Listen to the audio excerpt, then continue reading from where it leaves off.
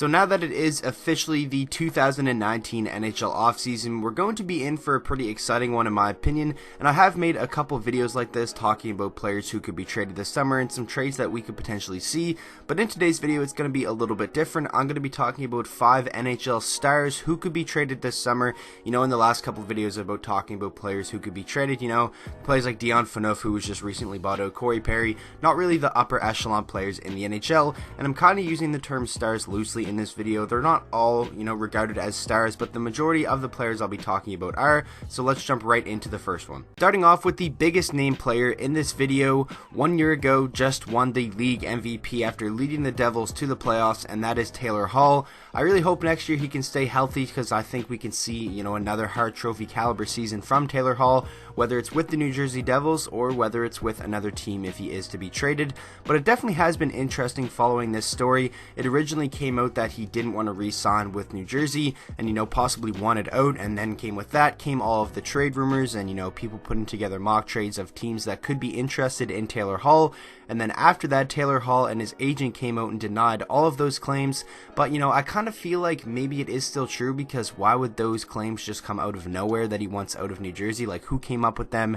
Who just put them out there out of nowhere? And obviously Taylor Hall and his agent aren't just going to come out and say, okay, yeah, we're not re-signing with New Jersey. I want to be a free agent or I want to be traded. Like, he's not just going to admit to that. So it's definitely going to be interesting to see what happens. I think there's definitely going to have to be some communicating happening with Taylor Hall and the GM of the Devils, but it should be a pretty interesting offseason. Maybe he gets a new contract with the Devils, or maybe he just plays out next season and becomes a UFA next year. I feel like John Tavares' influence could definitely be felt league-wide, of more star players feeling like it's okay to just, you know, change teams in free agency, like a lot of the other, you know, big sports leagues. Like the NBA, you see top 5, top 10 players switching teams every summer in free agency. In the NHL, not so much, but I definitely think it's something we could see happen a lot more. He has a $6 million cap hit through next season and then will be an unrestricted free agent. Has played in 562 career games, has 202 goals, 309 assists for 511 points. This season, like I said, you know, injury riddled, but still played well when he was on the ice. 33 games played, 11 goals, and 26 assists for 37 points. A superstar caliber player, and definitely if he is traded this offseason, it will be a blockbuster move. Next up, we have Justin Falk, defenseman for the Carolina Hurricanes, and it seems like every single year, every single deadline, every single offseason that this guy is in trade rumors, but then in the end, he just never gets traded. But I feel like this is the offseason that one of those Carolina defensemen are going to be on the move, whether it is Justin Falk or whether it is Brett Pesce. You know, a lot of them are linked to the Toronto Maple Leafs, and there's always talk about them teams, you know, wanting to make a deal. And Dougie Hamilton as well, it seems like he's always in trade talks, but I definitely think Justin Falk out of those 3 would probably be the most likely to be on the move. He's 27 years old, has a cap hit of $4.833 million through next season, then obviously will become an unrestricted free agent. So maybe if he does get traded, you know, he'll sign a brand new contract with his new team, or you never know, maybe he just re-signs with Carolina and decides to spend the rest of his prime there. He's played in 559 career games, has 85 goals and 173 assists for 258 points. This season played in all 82, had 11 goals, 24 assists for 35 points. And, you know, this was kind of the player I was talking about when at the beginning of the video I said I'm kind of using the term star loosely. He's not really a star caliber NHL player, but definitely in terms of trades and stuff that we see happen in the NHL, a trade involving Justin Falk would definitely be one of the bigger ones that we probably do see this offseason. You know, maybe the Toronto Maple Leafs are a team that wants to get Justin Falk. I think that'd be a fantastic fit.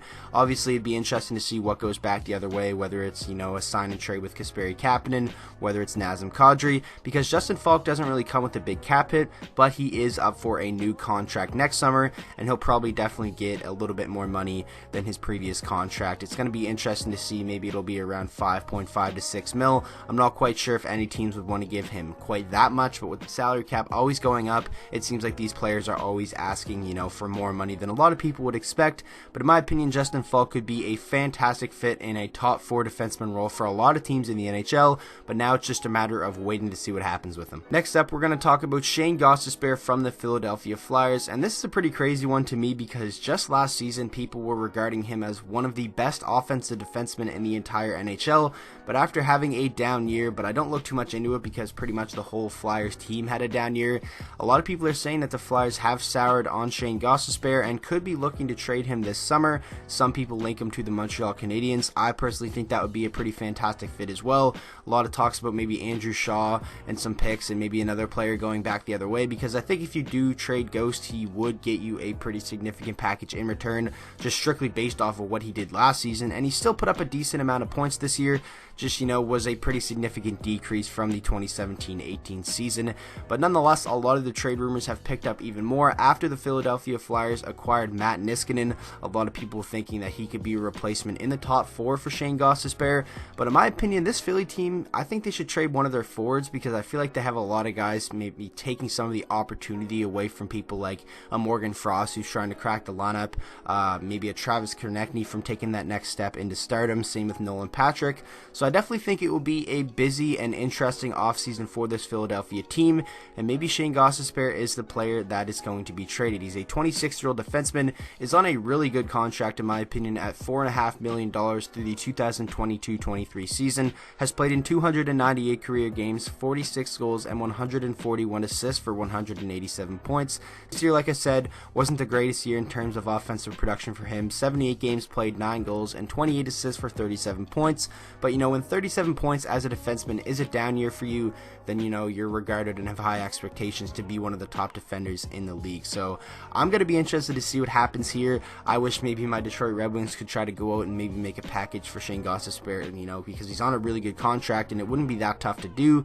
But there is a lot of potential that we could see him traded this offseason. But then again, I wouldn't be surprised if he still is a member of the Flyers come opening night next October. Next up, we're going to talk about Nikolai Ehlers, and this is another one that has seemingly came out of nowhere. And if you were to say last season that potentially Nikolai Ehlers could be traded from the Winnipeg Jets in just under a year, I would have said you're crazy, but anything can happen in the NHL, and this is a team that is in salary cap hell, and they do have to shed some cap. And even saying that, I wouldn't think Nikolai Ehlers would be the guy that would be moved, but a lot of the other players, it would be tough to move them, like a Matthew Perreault and like a Brian Little and those guys who aren't on good contracts. It would be tough to move those guys, but definitely there would be a lot of teams out there lining up at the door to try to get crack at getting a player like Nikolai Ehlers. And Pierre LeBrun, everyone knows him from the Athletics, says that the Winnipeg Jets are actually listening to offers for Nikolai Ehlers. This is another player like, my Detroit Red Wings maybe go out there and try to swindle an offer, but he is on a $6 million cap hit, which, taken into consideration, I think that is a pretty team-friendly contract for a guy like Nikolai Ehlers and what he is capable of. But especially for a team like Detroit, that would be pretty tough to take on, because we're not in the best cap situation either. But nonetheless, enough talking about Detroit.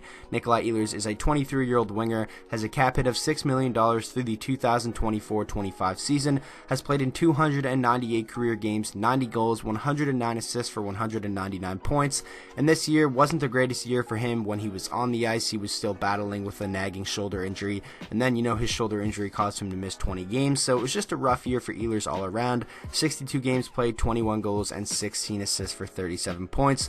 Hopefully fully healthy next year, a fresh start, this Winnipeg team trying to make a run at being a contender once again. And if he is traded, then so be it, but if he is still there, he will most definitely be a big part of what they're trying to accomplish as a team.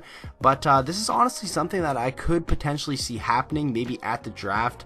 I think they could get a really, really good package back in return. I'm not quite sure what they would be looking for. I know they would definitely be looking for cheaper options, maybe someone on an entry-level contract or something like that, or maybe just a couple of depth forwards and some draft picks. You never know. It's going to be interesting to see what happens, but I think whatever team winds up with Nikolai Ehlers on their team come opening night, if it's Winnipeg or if it's another team, is going to be very happy. Now we're going to finish off the video with Torey Krug. Now there's been some reports of potentially maybe he gets traded this summer, but then Torey Krug has came out and said that he wants to be with the Boston Bruins forever. But he does know that if the general manager wants to reshape this team for next year, he could be one of the pieces to move, because he might be one of the players that have the highest trade value on the team that are actually wanting to be moved, because obviously they're not going to trade Bergeron, Marchand, or Pastrnak, or McAvoy, or any of those guys. But Torey Krug, I could definitely see a lot of teams giving some really good offers to the Boston Bruins, and if they don't get a contract done this year, he will be an unrestricted free agent in the summer of next season, and he would definitely warrant a lot of money from the Boston Bruins, and maybe they're not able to give that to him. They're going to have to pay Charlie McAvoy, they're going to have to pay Jake DeBrusk eventually, so definitely in a little bit of a tight situation. Torey Krug is a 28-year-old defenseman, one of the best power play quarterbacks in the entire league. He has a cap hit of $5.25 million through next season, then will be a UFA. 462 career games played, 58 goals, and 230 assists for 288 points. This year, an amazing offensive season in the games that he played. 64 games played, 6 goals, 47 assists for 53 points. Like I said, one of the best, if not the best power play quarterbacks in the entire league. Definitely going to get a lot of money if he hits the open market next year. I could see him getting, $7 to $8 million from some teams. And if he is traded this summer, I think Boston will get a pretty significant return as well. But if I were to pick one player from this video that I think will not be traded and is the least likely to be traded out of all of these guys, I think I would pick Torey Krug. For some reason, I just can't see him being traded, but you never know, anything could happen, and it'll definitely be interesting to see what happens with Torey Krug this summer, and even heading into next offseason when he becomes a potential unrestricted free agent. So that is going to wrap up today's video. I really hope you guys did enjoy, and like I said at the start, I'm kind of using the term star loosely in this video, so don't get mad and be saying, oh, Justin Falk isn't a star, Shane Gostisbehere isn't a star. It was just for a title, and I know I've made a lot of videos talking about trade rumors and players who could be traded and stuff like that, but you guys really seem to like them, and it should be a very busy offseason, and I'm sure I'll be able to make a couple more of these this summer. And if you guys want to see me make videos on every trade that happens, like the Dominic Cahoon and Olli Maatta trade, if you guys want to see a video on that, let me know. I know it would be a little late, but nonetheless, thank you guys so much for watching. If you enjoyed, make sure to drop a like on the video and subscribe to the channel for daily NHL content, and I will see you guys all in the next video.